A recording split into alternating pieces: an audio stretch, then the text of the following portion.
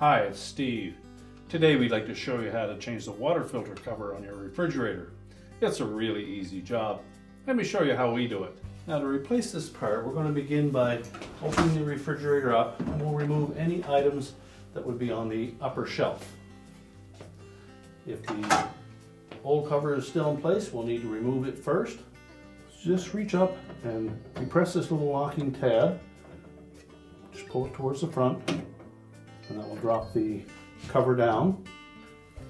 There are two hinge pins located on the mounting bracket that will fit into these two openings on the cover.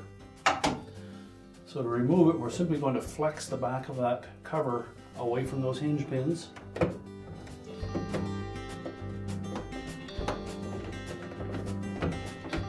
the same on both sides and discard the old cover. Now when installing the new one, you just want to flex it just enough to fit it over those hinge pins.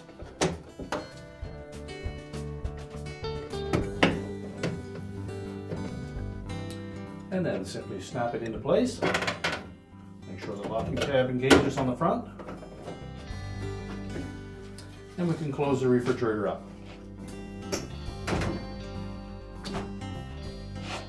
And your repair is complete.